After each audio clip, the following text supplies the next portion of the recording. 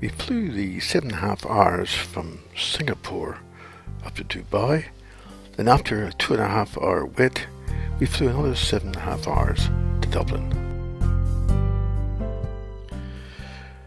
We booked into our hotel close to the airport and slept until the next morning.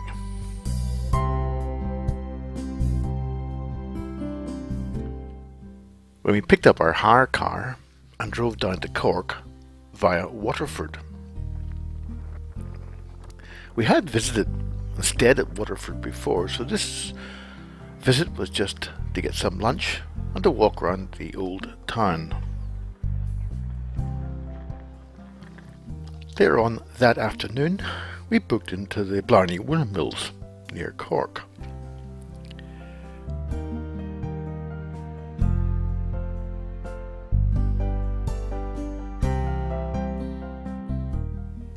Our travels today were to be to Kenmare via Kinsale and Mizen Head. And when we left our hotel, the crowds were just starting to arrive.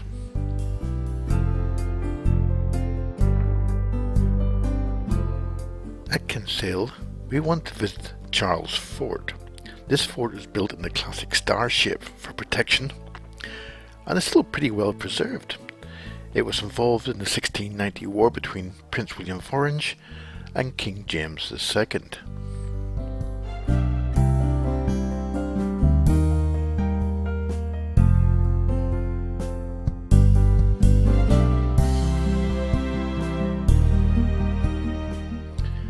You can imagine hundreds of people living in this fort.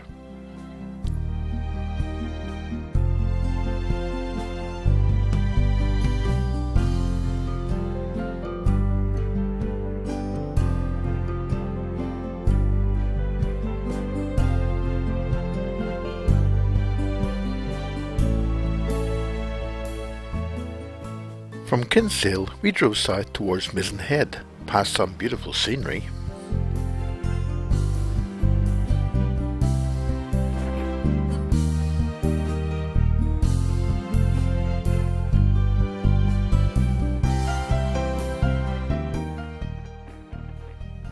It was nearly 4 p.m. when we arrived there. Now, Mizen Head was a lighthouse and radio centre for ships at the most southerly point in Ireland, and was normally the last place seen by Irish immigrants leaving for America, and getting to it was a good walk.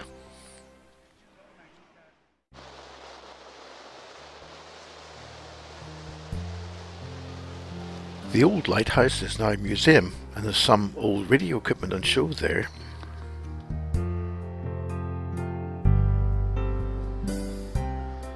From here, it took us about 2 hours to get round to Kenmare. The RIng of Kerry is a 200-kilometre loop, with the first stop being Killarney. And to get there, we drove firstly up to Mall's Gap.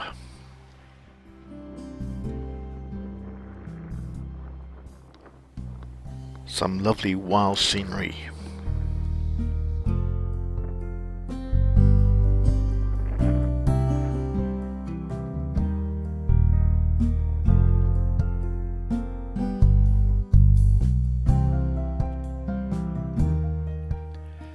Just before Killarney, we stopped at Ross Castle.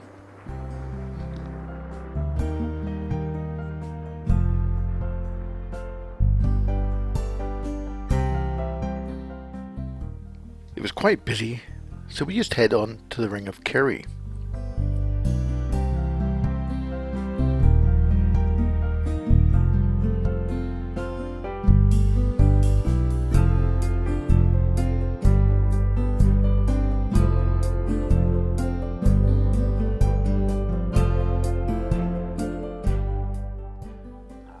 Along the north coast of the Ring, we called in at Kells Beach for a break.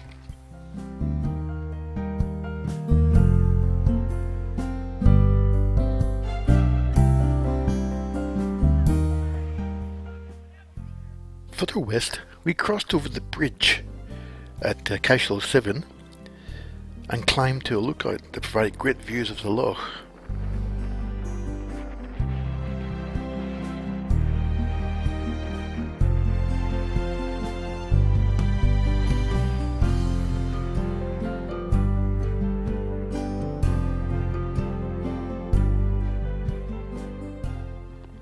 From this vantage point we could see the ruins of the 15th century Ballycarbery Castle and a couple of 7th century old ring forts.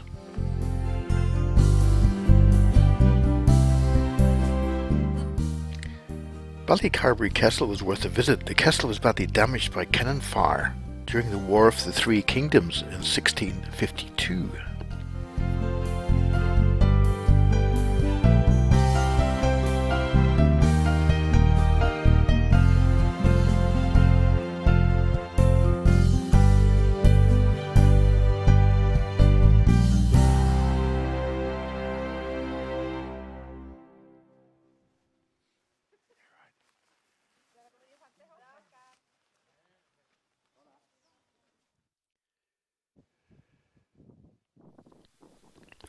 From here we continued on around the ring eastwards, passing some great scenery.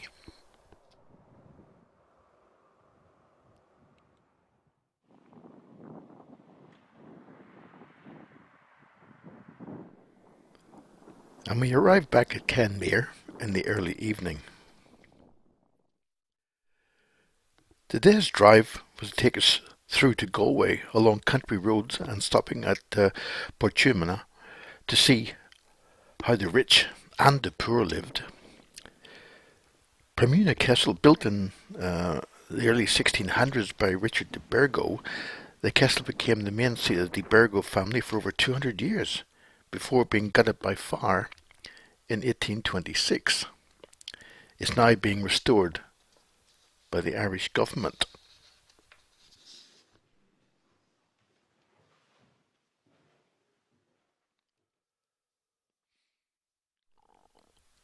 The most impressive part of it was the gardens, both the formal garden and also the vegetable, fruit and flower garden that showed that they were pretty much self-sufficient.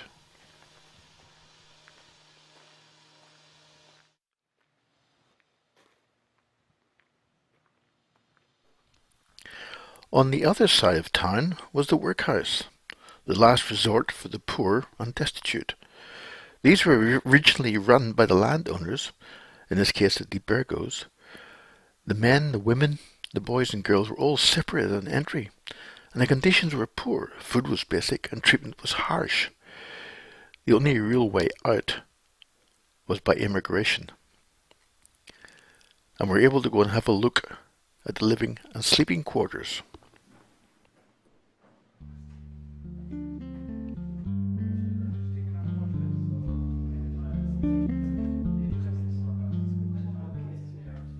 The wood showing the ravages of time,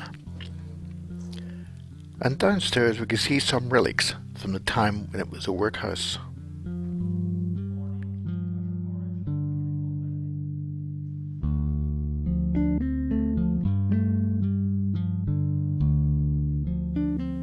Across the yard was the laundry with the folding room, the washing room, and the drying room, which still had the boiler and some of the pipes.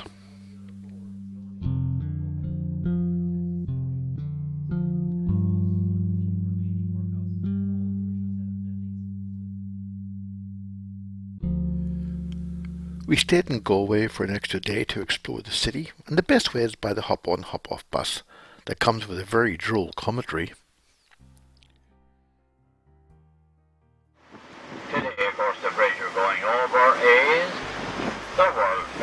Salmon Weir Bridge, and this is where thousands and thousands of salmon come right up through here every single day. From there it took us past the university and then up to Salt Hill.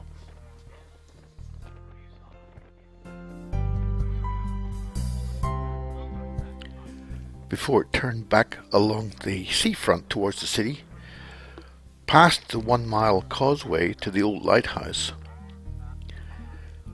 which is now being renovated, then onto the small boat harbour and into the city.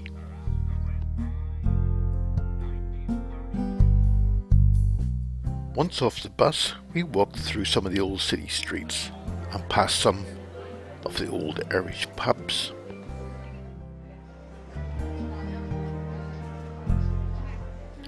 And soon we arrived at the Spanish Arch. This was built in 1584. Part of the old wall still remains.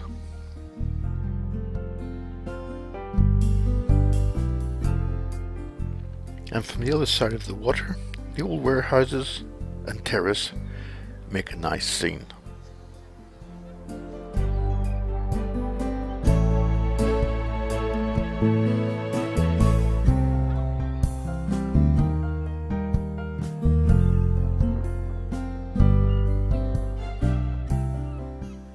I wonder how many boats have tied up to this old stone bollard over the years. How many sailors have walked up and down these steps.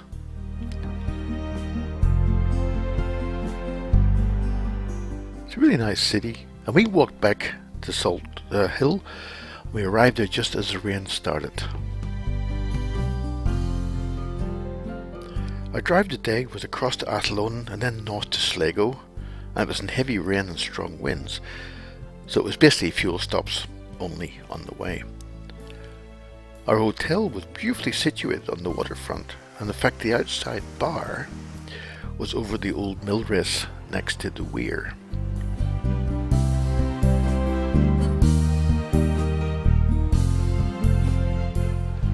The view from our room was great, and as the rain had stopped, we decided to take a walk along the path. This path went for several kilometers.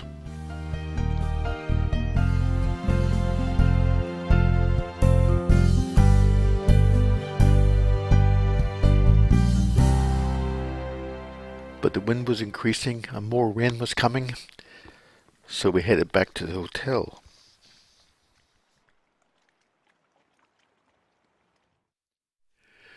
We had a map of the historical walk around the town, so early next morning, before breakfast, and while the rain had stopped, we headed out.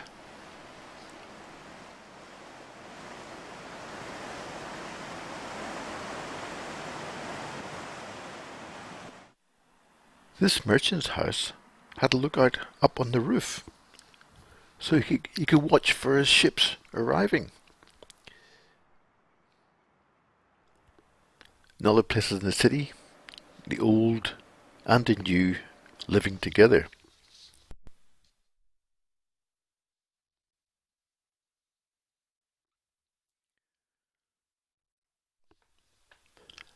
I did like the decoration on the cover of the stop valves. And of course, an old city like Sligo had an old abbey.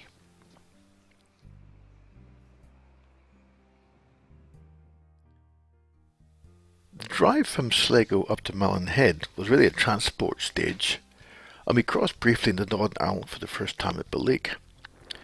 We stopped to take a look at Mulchmore Harbour, as it has to withstand the Atlantic seas and large tides.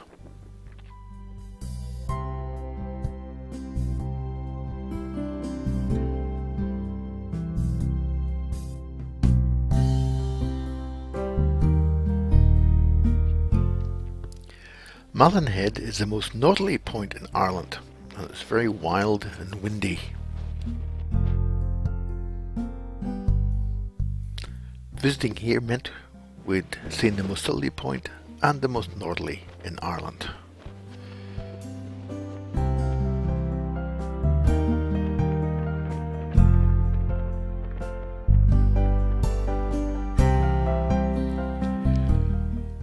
Sunday morning meant we had to get an early start to get down to lunch with my cousins down near Lisburn. It was good to catch up with them. And afterwards we went down to our 15th century B&B in Moira. With the narrowest driveway I've ever been in, I had to put the side mirrors in. Today was to be a private day, visiting my aunt at her nursing home in Antrim, then on to visit more cousins,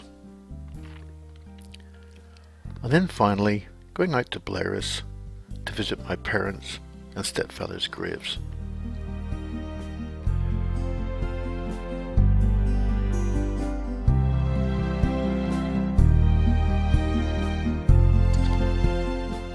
On the Tuesday we had an early start for driving down from Moira down to Dublin to get our flight to Glasgow. And this was to be the end of our visit to Ireland.